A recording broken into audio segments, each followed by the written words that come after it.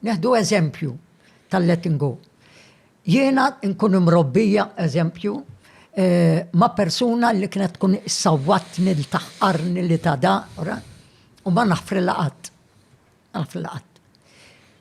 Dak il-pis ma nafqolix għax li għowtija jekketijajt. Lew, għazek naf u nħallihom. Jiena ħajti kollha qed inġor pis li qed itaqqarni l-ħin kollu. Xirrid? Dak kelli naddi minnu biex jinsir dik li jien illum. Namela jien il-ħadd ieħor le. Issa, min għamili li dil-azzjoni, se nagħmel insemmu nifraħ bih, le għall-inqas żommu tal-liju. Imma nieqaf nobot.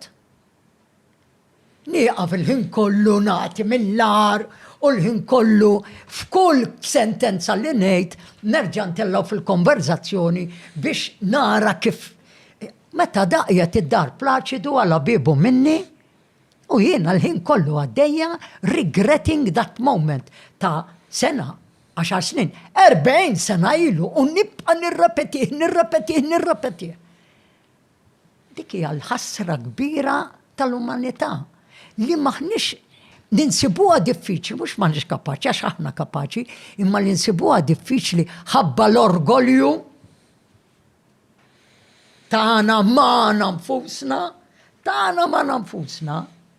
illi jiena ma nċedix, per eżempju jien iktar ma nikber iktar sirt nitgħallem, illi qabel intgħidli xi ħaġa nkun naf li qed ħmerija, jiena rrid infehmek, illum ngħidlek darba, ngħidlek ma ngħidlekx tlieta, u mbagħad nieqaf ngħidlek għandek raġun ta'. U ntjublek ir-raġun. Għaliex? Għax l-ikbar trux u dak li ma jridx jisma'. Ħassasik fuq letting go, bjek ma tiċ tweġibnix. X'kienet l-iktar ħaġa diffiċli għalik biex tinħeles minna? It-tifla. Wis. Ma kemm issejt li punt delikat. Tafla ma ħsibt fiha imma t-tifla. Jiena qatt ma ppjanajt tat-tifla. Qed ngħidlek kienu f'ħajti ftit li xejn kont nippjana. Meta sirt naf li kont pregnant, l-istess that was a shift ta' ħajti li qed issa għandi l-ewwel priorità t-tifla. U meta ngħidlek priorità kienet priorità assoluta.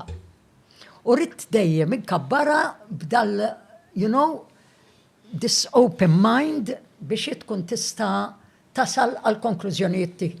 U thank God, għandi tifla li għandha dejat tagħha, għandha very down to earth, li ġieli li tgħidli ma, u minn hemm ma xajjejtni kif sir dal-aħħar, Ngħidla ħallini, għax biżżejjed bl-inkwitijiet tiegħek fuq ix-xejn.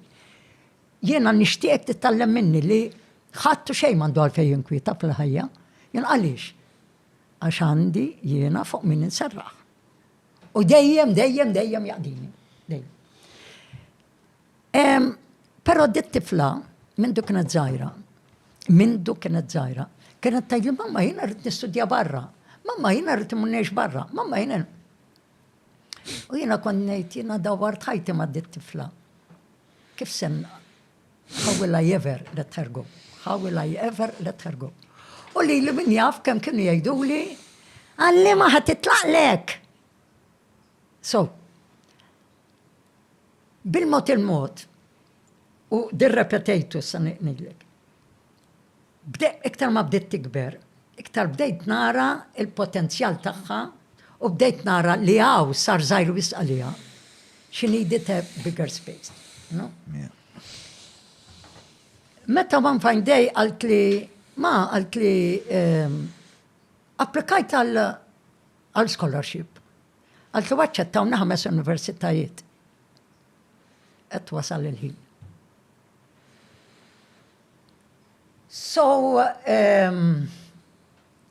dak kien il-moment fej bdejt ngħid, okay, Jos. So, millum il-qudiem trid tifhem illi int miegħek innifsek biss trid titgħallem dejx. Għaliex għax dit-tifla dejjem miegħek, kullum kien miegħek. U marrat, insomma, marrat għamlet il-masters, marrat ħafna fil-masters, u għalt li ma jena għawsa nibqa.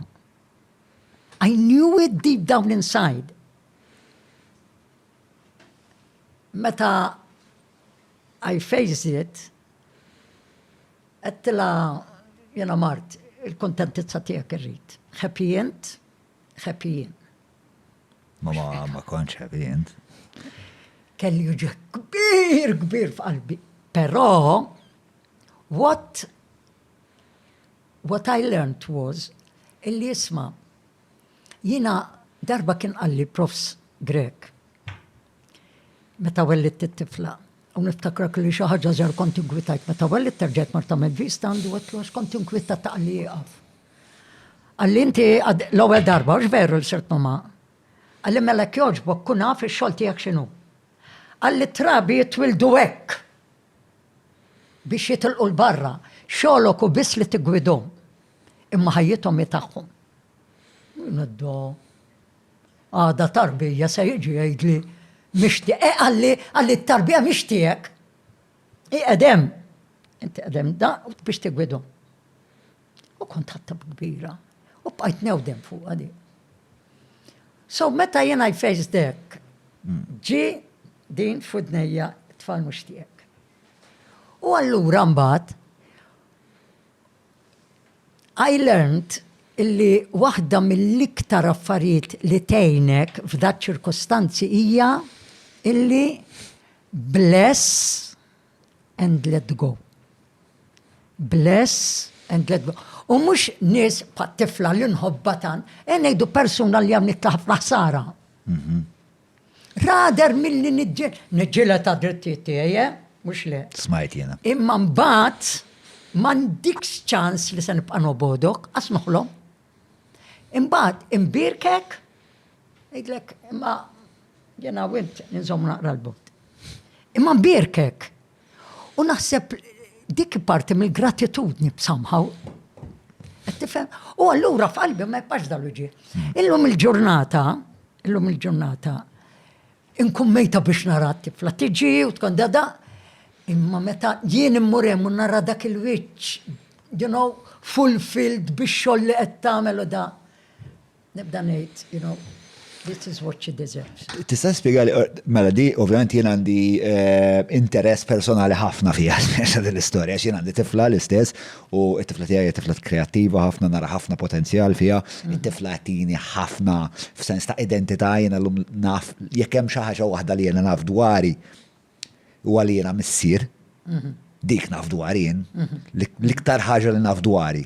Waħda mill-isbaħ affarijiet li tista' tkun taf ġon, qed ngħidlek jien, li jekk hemm xi ħaġa that you should feel really blessed, that you have come to this realization. There is nothing else you can wish for in life. Illi jkollok an acknowledgement u self-realization that you are a good father. Zik jien sibtu ħansaqsi lilek mistoqsija diffiċli, u mbagħad fucking fottejtni. Le, imma jien naħseb li dinja xi ħaġa. Okay. Ħanipprova nesprimiha. The more pain you feel, the more successful you are. Nothing comes easy in life. To be a good father, John, it takes a hell of a lot. To be acknowledged that you are a good father is the great, Arjena titkellem l-Inglis, is your greatest gift on earth. Jena kelli missieri, ma nafx insib kelma waħda li nejt kontriħ, ma nafx. I was so blessed. L-omma kont nħobba, ummi marar ħafna. Imma missieri was the father anybody would wish for. U niswa li l-ektajtek, I can tell you, illi l-ikbar regal, l-ikbar, tistenna tati xejżjet, l-ikbar regal li tista tati l-lulidek. L-ikbar regal.